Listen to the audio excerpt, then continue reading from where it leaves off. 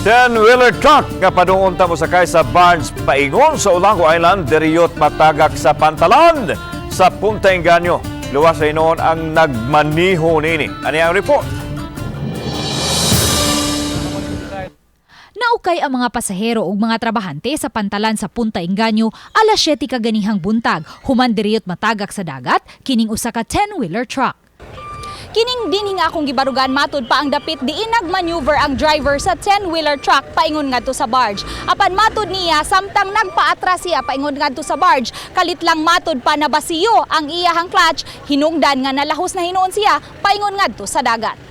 Nunot sa hitabo, nalumping ang dung ug nabuak ang windshield diining usa ka multicab nga nagparking haduol sa dapit. Luwas ra hinuon ang nagmaneho sa 10-wheeler truck nga si Jeb James Priscillas. Aron dili hingpit nga matagak ngadto sa dagat, gipanghigtan og pisi ang duha ka atubangang ligid niini samtang nagpaabot sa tow truck. Matod ni Priscillas, kalit lang nabasiyo ang clutch sa truck samtang siya nag-atras og paliko unta pasaka sa rampa sa barge. Ni basiyo man ang clutch na niya, nagungot ang kambyada sa atras nya ni wild ang makina. Kamot ko nga mapugnan niya, wala di namgid mo da. Karga sa barge ang mga bagakay ug native ratan nga i-deliver unta nila sa usa ka restaurant sa Olango Island. Luwas ra usab ang upat ka mga kauban ni Priscillas niadtong higayuna nga nangandam nga mosakay sa fast craft paingon sa Olango. Kabayaan sa taon sa Ginoo gid man ay gipanlamdagan gid taon may naluwas. Mura pa mig natulala kaming tanan.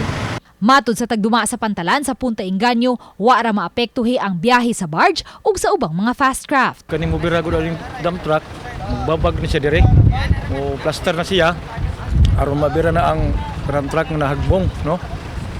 So, mo ni amo ni gikuha ng barge nga apabalhin lang mo nga pikas aron ni makuha na nato aning dump truck nga natagak sa pantalan. Subay na delay nga mga biyahe? For kuan wala man sa tinuon, wala man continue man ang biyahe gyud sa para Olango. Kay walay dakong tow truck ang lokal nga hagamhanan sa dakbayan sa Lapu-Lapu, nangayo kini og abag sa dakbayan sa Mandawi. Pinaagi sa abag sa Lapu-Lapu City DRRMO, unang nadiskarga ang mga bagakay ug ratan. Ug pagka alas 12:30 kaganihang udto, hingpit na nga nakuha ang 10-wheeler truck.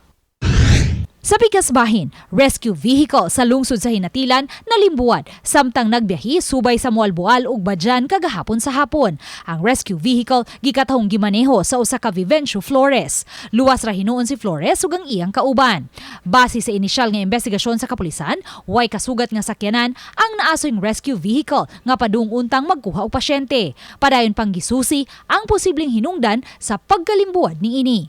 Uban ni Marlon Melgazo, Luan Merondina, Balitang Bisdak.